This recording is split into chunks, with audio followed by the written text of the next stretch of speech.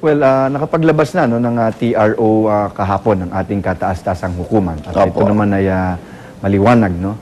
At nakasaad din dun sa TRO mismo na ito ay immediately executory and shall be continuing until lifted only by the court itself, no? So ito po ay malinaw.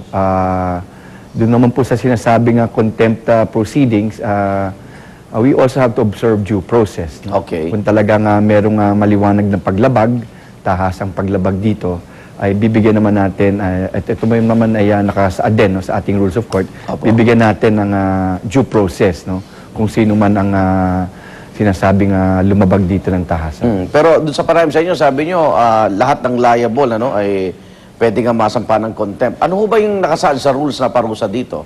Lalo na kunyari, government official. Well, nakalagay sa rules of court natin na fine not exceeding of 30,000 and or imprisonment of not more than 6 months or both. No?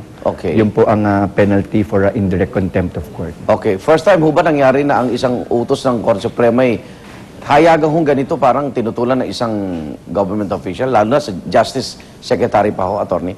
Well, tingnan natin kung halimbawang talagang dadating tayo dun sa puntong yon. Siguro pakinggan natin ang side ni Secretary De Lima at saka yung mga hindi sumunod dito sa kautusan, kung anong naging dahilan kung bakit hindi sumunod doon sa kautusan ng ating kataas-tasan. Di ho ba lahat ng utos ng Korte Suprema may 15 days para umapila, magkaroon ng oral argument ho ba o mga motion for reconsideration?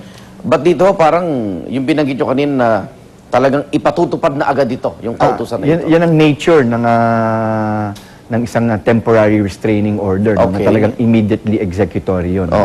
Ang temporary restraining order ay hindi naman ang implementation nito, no, ay hindi naman pwedeng dumepende lamang sa isang tao o sa isang opisyal, no.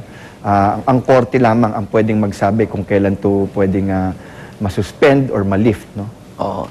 May mali siya ba dun sa parang lahat ng pumabor dito appointee ni dating Pangulong Arroyo at yung mga hindi appointee ni Pangulong Noynoy, paano papaliwanag ito sa publiko para hindi naman maano yung integridad ng ating Supreme Court? Well, 13 maestrado, no, ang nag-deliberation dito kahapon. No? At doon sa 5 na hindi pumanig doon sa temporary restraining order, 2 po doon ay itinalaga ng dating Pangulong Arroyo. At yung 3 ay bagong mga appointee ng ating Pangulo Aquino. No? Doon naman sa 8 ay lahat yon ay dating appointee ng ating dating Pangulo. Pero ganun talaga, no? Yan ang talagang ating constitutional process. Kailangan natin na maalala, no, na si dating Pangulong Arroyo ay nanungkulan ng 9 na taon, ano? At because of that, she was able to at one time, no, appoint all the justices of the court. No? Ito ba yung makikita natin ng constitutional crisis, Justice Maidas? Kasi parang tuloy naman ang banggaan ng ehekutibo at ang hudikatura dito? Well, sana hindi tayo umabot sa ganung punto, no, Igan, no? Medyo nakakalungkot lamang, no, dahil alam mo, meron tayong 3 branches of government, no? 3 co-equal branches of government. Tama po. Meron tayong executive department na siya dapat na nagpapatupad ng mga batas. Meron tayong hudikatura na siyang nagsasabi kung ano yung batas, no?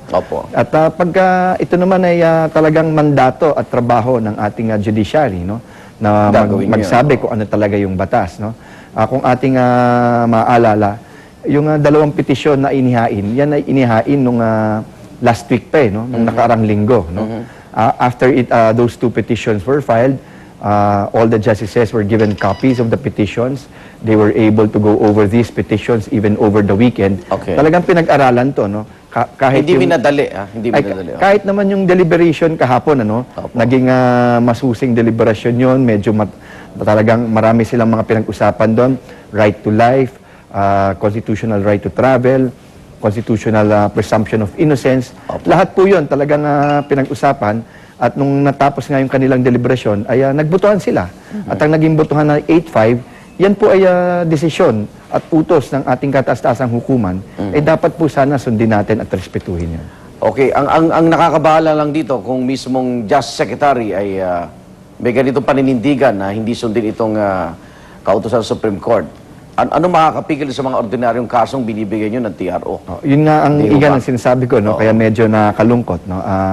Pare-pareho tayong kaming abogado, no? At alam naman talaga natin kung ano talaga ang dapat gawin ng isang abogado. Kinagulat ba ito ng Korte Suprema, itong naging pahayag na ito ni Secretary De Lima?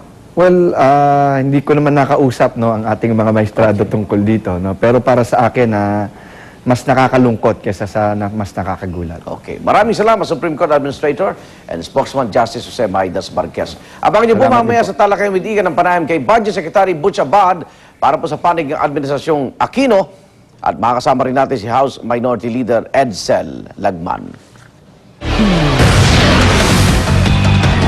Nakailang beses sa pag-apak ni Juan Manuel Marquez kay Manny Pacquiao sa gitna ng kanilang laban, pandaraya nga ba? At daan-daang aso na stranded sa matinding baha sa Thailand, nasagi. Huwag pa huli, tutok lang sa unang balita.